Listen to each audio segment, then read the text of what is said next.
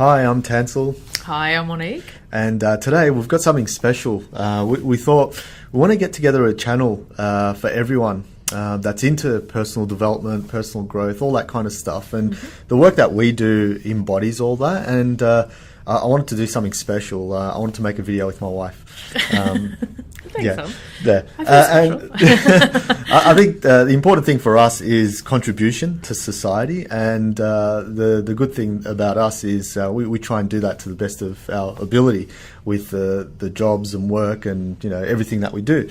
And I thought, well, wouldn't it be great to have some sort of a channel, some sort of a video thing where we present to everyone, just from our knowledge, our skills, our successes, failures, whatever it is, so that maybe you can pick up on it, maybe you can learn stuff. Yeah, I thought it was a pretty good idea. In fact, don't you remember our one vow to each other? When we got married, we only had one vow, and the vow was that we support each other in our contribution to the community. So this is sort of a manifestation of that, really, and I liked the idea. Yeah, it's only taken 12 years, yeah. hasn't it? Yeah, no, We've been supporting each other in different ways. This is probably one of our first joint, contributions to the community. Joint contributions. So I'm quite happy. I got myself a mic, and we got the computer, the iPhone, whatever. We've got the whole setup happening. So hopefully it comes out good, and we can just give you some stuff that's going to be hopefully entertaining. Hopefully we'll make you laugh, we'll make you cry. I know you will. Cry? Yeah, Probably. all the psychology stuff. Yeah, my stuff doesn't make people cry. So that's what we'll do. So I guess the most important thing for us is, what are we going to talk about? Because we'll talk about this before. It's like, well, we're going to give some good stuff. We're going to talk about education and, personal growth, all this kind of stuff, even travel, food.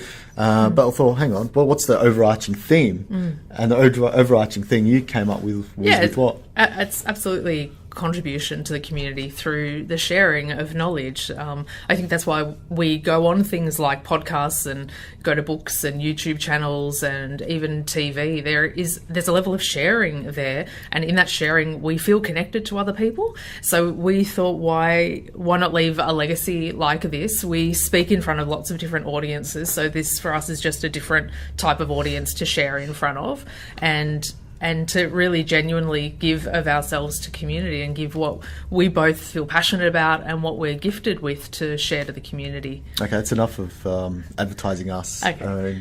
Don't want to make the channel all about us.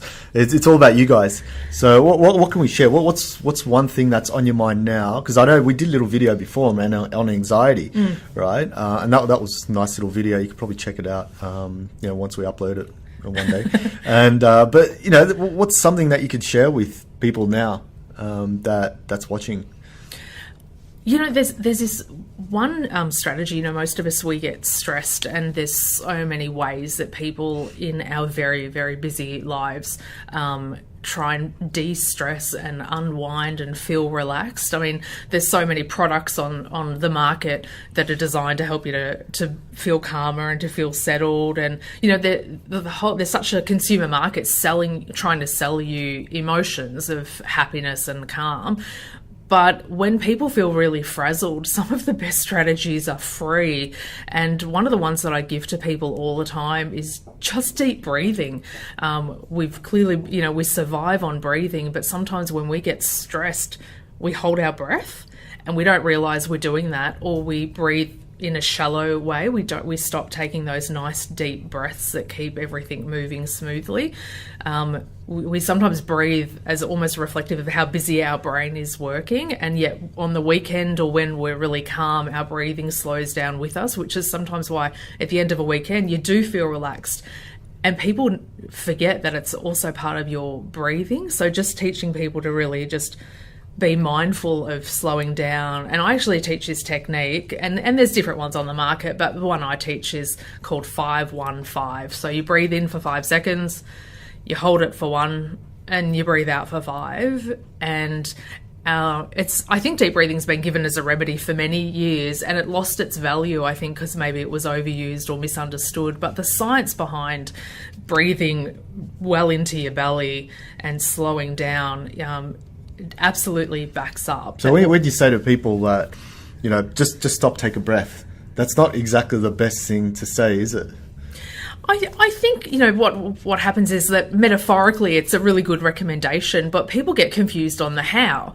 Well, what does that actually mean? People go, yeah, well, I did a deep breath and it didn't work, or I counted to 10, or I did 10 deep breaths. But people, there are some guidelines or strategies and recommendations for how to get the best out of your deep breath. So by taking in 5, you know, like counting to 5 and taking it in, you really feel like you're a balloon about to explode.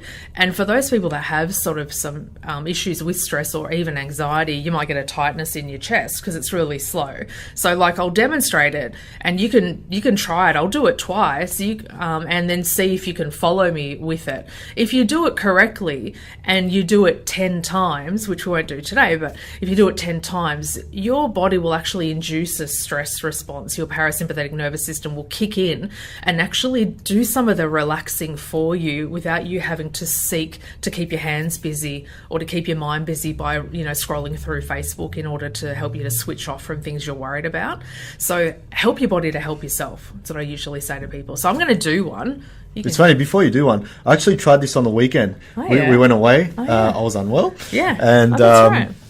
Yeah, I did it, and you know, you were yelling down from downstairs, take deep breaths, do the 5-1. You were saying that to me, and I'm like, I'm dying, I'm in pain. So, you know, I was in a lot of pain, and you told me how to do this deep breathing stuff. So I tried it. I went up to 10, and I think by the end of it, I got a little bit of a flow happening. Yeah. You know, it sort of helped, I think, easing that, because usually when I get stressed, you know, the heart starts pumping, and, you know, having a chronic illness, I start getting pains as well. So I think the deep breathing, not just the 10 seconds, but just keeping it consistent throughout that whole night, it eased the pain, and the next day I was fine. Now, that never happened. Usually when that happens, I'm in hospital. Yeah. Bang.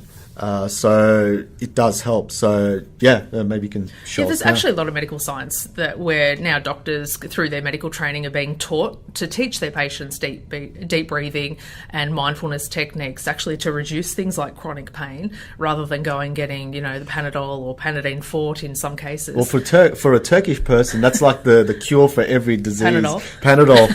It's like, you know, I've got a heart attack. No, just take a Panadol, or, you know, I'm about to die. Someone's cut my leg off, and it's like, no, just take a Panadol. Yeah. So the Turks, they love their Panadol. There's just so many strategies out there. Sometimes it bewilders me. People have, you know, humans are designed to put up with pain and stress, and we actually slowly just develop this really high tolerance of pain and stress, but you just don't need to. There are so many strategies out there, and I think one of the things that motivates us to do something like this, and even in our own lives, is to find strategies when people get stuck with things, and to alleviate that pressure or pain or stress that people experience. Someone out there always has a strategy, and now with the technology at our fingertips, it's just so easy to find it, rather than getting stuck in something and making your pain part of who you are. Pain does not need to be part of who you are.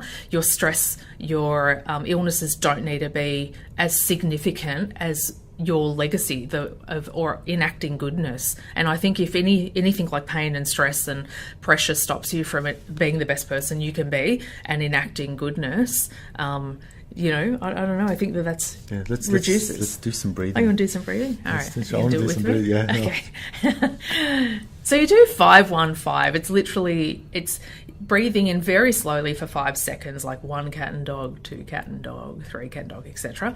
Then you're pausing it for that 1 second, and that actually helps to balance out oxygen with carbon monoxide, so that you know, and if you ever get dizzy in the middle of it, just stop and go back to normal breathing. And then you're releasing that breath that you've held in for a second, really slowly for 5 seconds, until you actually feel quite empty, and then you know you're doing it again. Pause and then do it again. So I'll do it, and I'm going to count you in if you want to do it with us. So ready? Let's go. Okay, normal breath.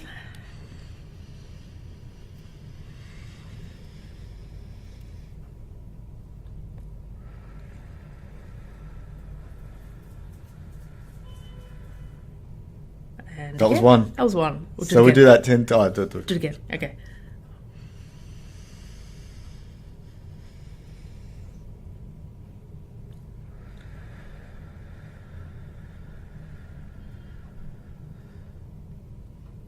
You'd be really surprised, even after 3 breaths, which I tell some people to do at a stoplight, like a red traffic light. Like, people go, oh, I don't have time to do this stuff. And I'm like, well, you have to sit at a red traffic light, like it or not. So just take a couple of deep breaths then. And it just reassures your body that there's no danger in the environment, that you don't overread signals that that you're worried about, and your brain is interpreting that as potential danger in the environment. And most of the stuff we worry about never occurs anyway. There's science behind that. We have false predictions. We'll focus on the negative, and we'll focus on all these negative outcomes when nothing bad has actually even happened. Part of that keeps us alive, but part of it is useless. It's funny you mention that, because when I was invited to Iran to speak back in 2014, I actually ran a session on stress management using the deep breathing, and there was multiple deep breathing exercises. I used one of them, and 1,000 executives, biting their nails, doing these breathing exercises, and by the end they're all sort of almost floating up in the air. It was just in cloud 9, and they came up to me afterwards saying that was amazing how that worked, because they're in that environment where by text message they could get fired from their jobs. Now imagine that, you got to feed a whole family, suddenly someone text messages you, and that's it. Yeah. You're not making any income after that. So I've definitely seen it work with even students as well, like students who are studying exams. I had this one girl, and she came to me as a client, and she was blanking out, and particularly when it came to her maths exams, and she was like, my memory's just absolutely failing me, I'm just completely blanking out. And the only technique that really got her by was this deep breathing technique, which I told her, and she said to me, I got into the exam and my hands were fully shaking, and so I did your deep breathing technique. And so she started to use this technique, and then she said within 3 of those breaths her hands had stopped shaking.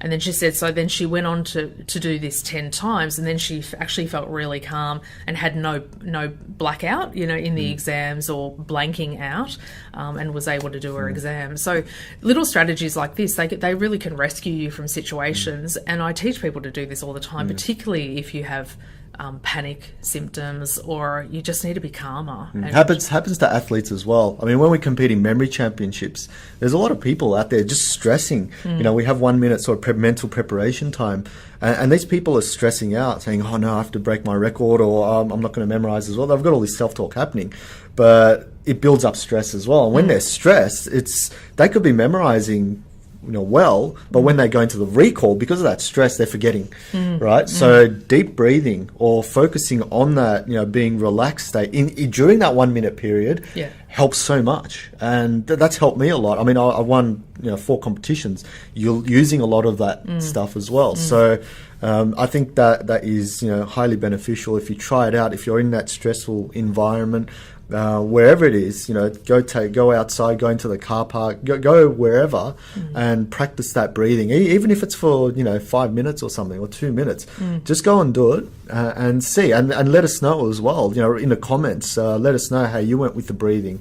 Let us know if you've got any other strategies that you deal with, because I think the breathing, if we're controlling ourselves, we can also control everything else that happens as well. Whereas if you're stressed and you're sort of panicking, then you start to make up more negative stories and lead to a more negative path. Yeah, it's sort of like public speaking, which most people, I think it's the number 1 fear in the world. And I remember when I first started speaking, I would speak so fast because I was nervous. I literally had to write on the side of the page, read slowly, because the body just speeds up as if it needs to get you away from a tiger. So your heart beats faster, you speak faster, your brain, your thoughts become very rapid.